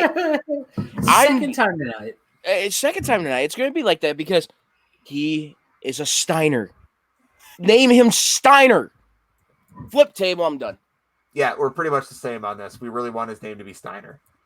I had the Steiner Brothers theme from WCW as my fucking ringtone for 2 years. You know how weird it was to wake up and hear Steiner Rise. I'm done. Go ahead. I guarantee you woke up real quick because you thought Scott Steiner was about to be at the end of the bed yelling math problems at you. If me and Clint would have been a tag team, that would have been our finisher. No, because I always wanted to do the powerbomb Meteora combo. I always thought it'd been great. Like, someone just jacks him up for a powerbomb, and I come off the top rope, double knees into their face, so my dick is riding their forehead into the ground as just Ethan just whips their fucking body into the canvas. You know what I call it? We call it full-blown fuckery. That's what we call that finisher. Got a lot of homoerotic finishing moves there, sir. And I'm here for it. So it's nowhere near as bad as, hold on, let me pull up the conversation from earlier. Because what I'm trying to do is I'm trying to expand this channel to be just more than just a once a week podcast. I'm trying to convince Ethan to let me record some fucking videos of me playing Here Comes the Pain with a bunch of creative wrestlers. And I told you can. I don't care. So I asked our friends content in a group chat, what would your wrestling name be? Our buddy Kevin hits us with, I'd be an evil pharmacist named the Harmacist. My finisher would be the Oxy Cutter.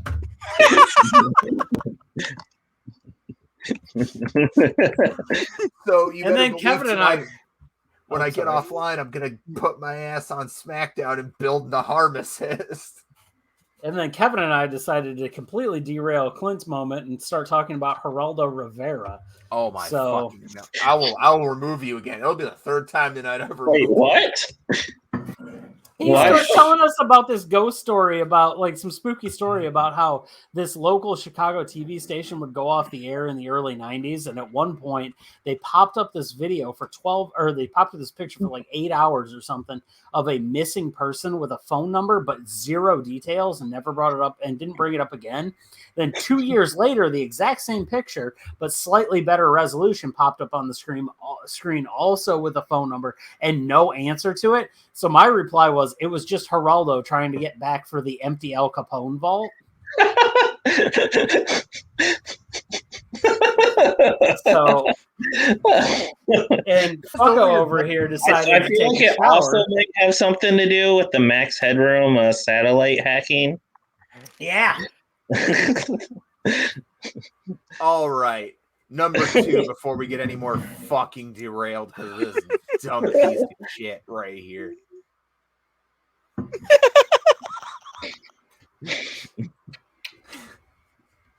My number 2. This Spotify episode is gonna suck. It's gonna suck dick. Actually, you know what? While we're on here, hey, Trevor, thanks for getting us on the Spotify. Unfortunately, no one fucking listens to us yet. We have 11 listens. Thank you, bitch. We do? You know what? That's all on Trevor. Trevor, you have 11 listens. Thank you. 11 people have listened to what you have achieved. We're on number 2. My number 2 match in NXT TakeOver history is Tyler Bate versus Pete Dunne. God damn it. We hang out way too much. I told you the NXT UK title was getting a lot of love here. I love the British strong style of wrestling, and those two just showed the fuck up that night. I think we total have what, 3 or 4 of the same matches on it. Probably have 3 or 4 of the same. No, but that match is just phenomenal. It's start to finish. They're both the same height. They're both the same size, but it is a beefy beef house versus an agile beef house. And that's just all the surf and turf that I fucking need in a match. Oh, hey, for the record, I followed Marty Jannetty, but I didn't add him as a friend, so I add him as a friend now. Well, you're gonna cause media platform? Facebook. No, okay. So you're gonna cause him. I can't. No, all right, what the fuck ever. You're gonna cause Clint right there to have a full mental breakdown along with a heart attack, and he's gonna want to come over and kill you, and then come back and just continue doing I'm this. full aware. You're of lucky it. I've got a date with a really hot goth chick tomorrow, or else I'd be over at your house putting you in a fucking body bag tonight. You should poke Marty Jannetty on Facebook. Can I? Can we leave that? Why do we want him on here? He's insane. That's the whole reason we want Marty Jannetty on here. We can get other wrestlers on here. We have talked to people from the backyard. We can get backyard on here. We can get active. We can get current active, legitimate wrestlers on here. Alex too. Van Zant. He's going to be a special guest on an upcoming episode. I might be able to get Isaiah Bronner as well. Yeah. How about Virgil? Virgil? All right, God. so that's it for Mike. Thank you very much.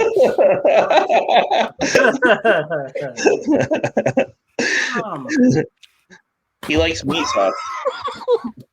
You know what? He always talks about how much he should get paid, but I'm pretty sure 2 banquet meals and a $20 bill would pay him. You're overpaying him. I agree. I'll never forget the time that CM Punk said he was doing an autograph signing or like an AMA or whatever. And fucking Virgil's like, hey, if you need help figuring out how to do it, let me know. And then CM Punk just responded with, I'm good, you cunt.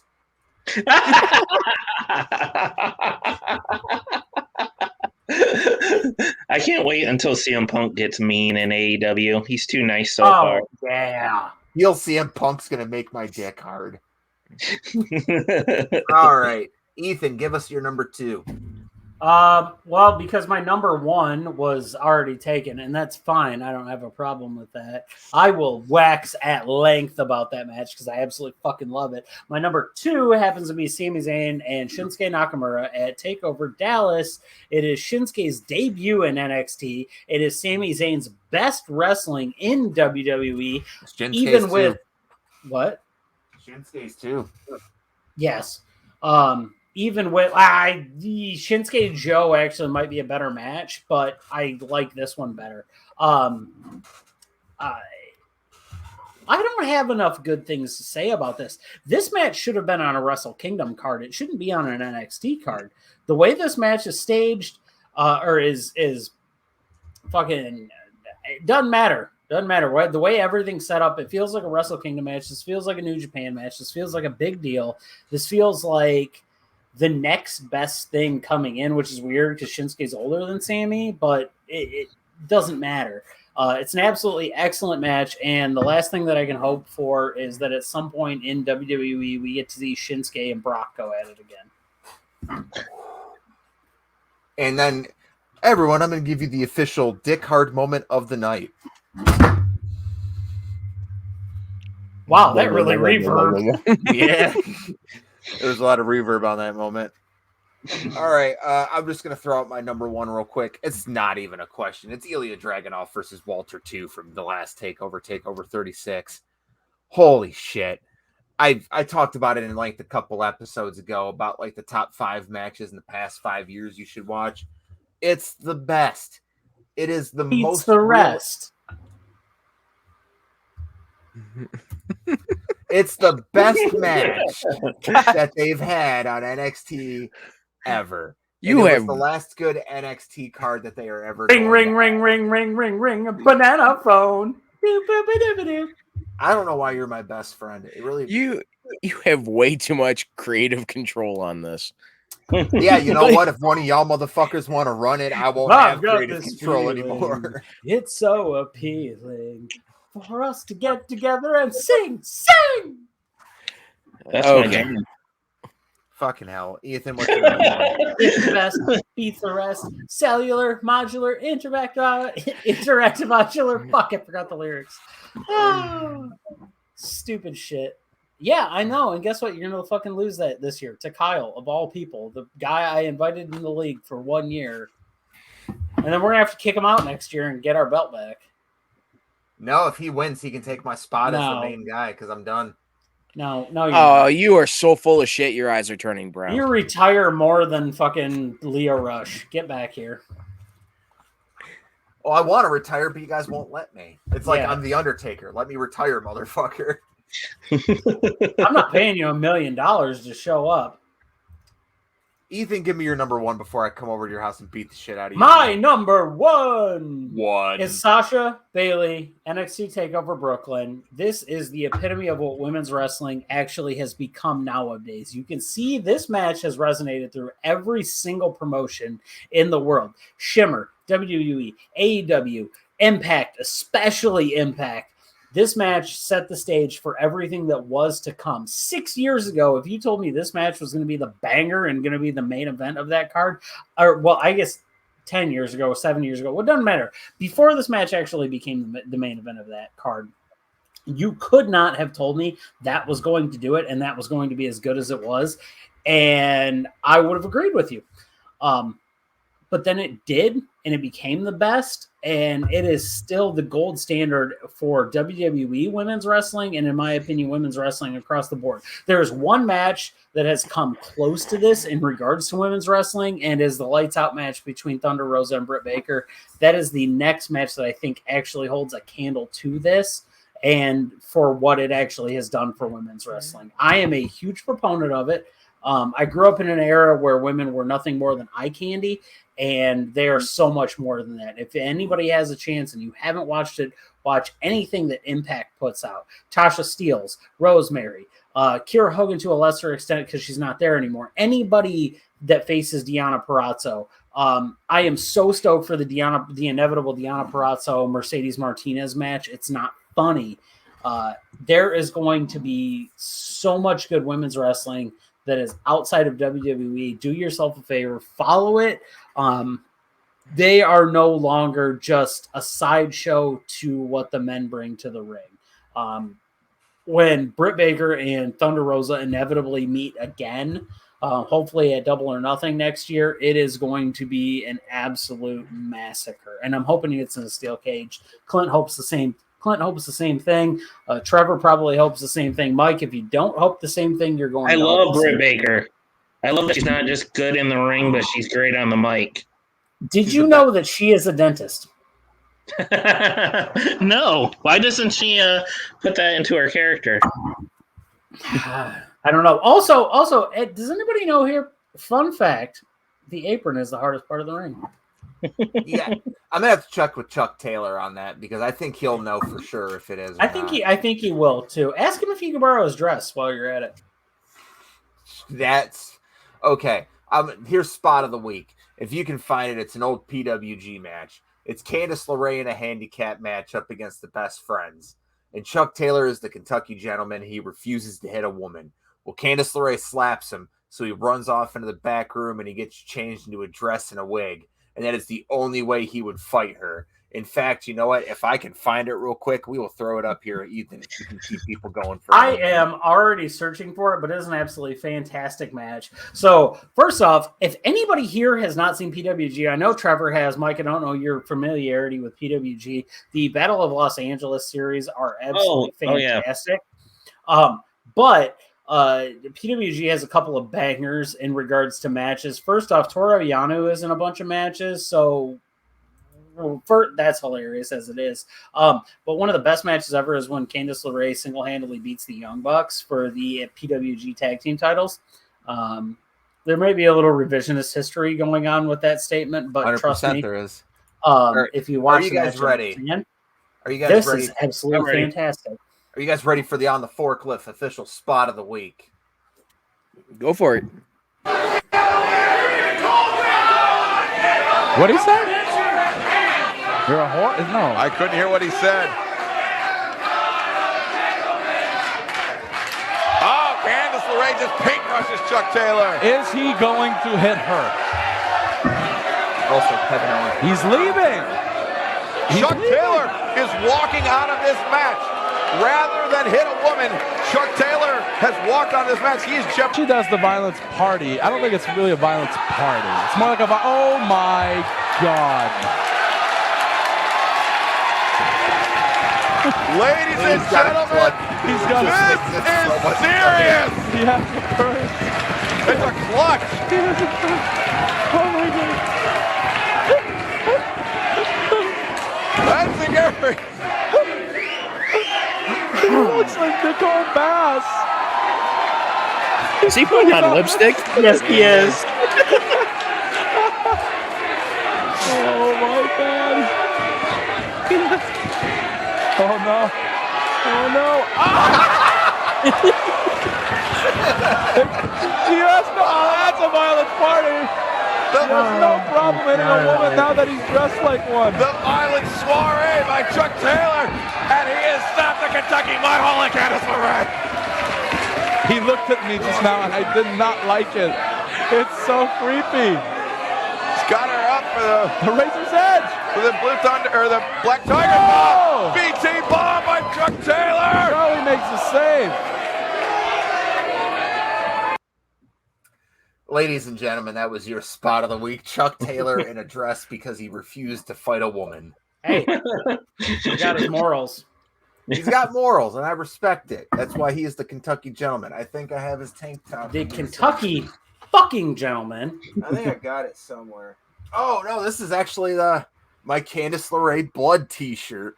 Where she won the tag titles by herself. She's a bad bitch. She is. She deserves much more than WWE gives her. Also, congratulations to Candice LeRae and Johnny Gargano on their pregnancy for what will inevitably be the greatest second generation superstar.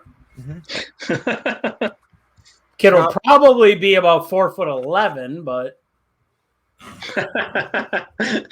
well, I'm not sure Britt Baker's and Adam Cole's kid will be any taller. I think no, it's gonna be 5'4". All right, but with that being said, guys, I thank you for coming on today. I'm gonna end up removing you guys here from the chat in a moment, so Ethan and I can do the plugs and the goodbyes. But Trevor, Mike, really appreciate you having you on. Trevor, I'll see you on Monday. Real quick, while Mike is on here, Mike, is there any website that you would like to plug? Take a second to plug. Do you have any football sites or something like that?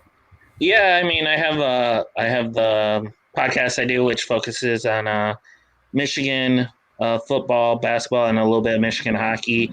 And then my co-host does the same, but he's a Michigan State fan, so it's a rivalry podcast. And then if you want to go to MikeOlson.com, I actually write about wrestling occasionally there. I write about sports. I write about news. I write about all kinds of things. And thank you guys for having me on. No problem. We appreciate you coming on. Tubbs, do you got anything to plug? Not really, except I'm going to be excited to actually be on the show Monday. How was your pizza? I'm glad I ordered me a large because that's probably going to be gone by the time I go to bed.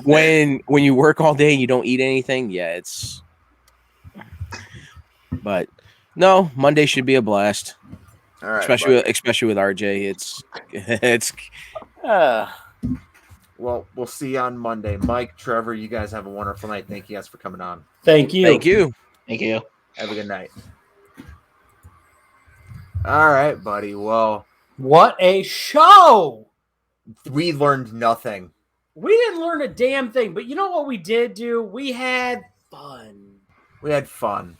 This was a nice opening episode. We had 4 special guests on, people that'll come on reoccurring on the show, because we got to admit, we feel like you're getting bored just listening to fucking me and this motherfucker talk all the time. Truthfully, we will talk without you. We've been doing it for 7 years, and we just decided to include everybody else on it at this point. So now you get to listen to us and the stupid shit that our inner monologues decide to say. I'm so sorry. But I'm not. Let them hear. Let them hear me roar. But from Clinton Davis and Ethan Hubbard, we have been on a forklift. We're getting down now.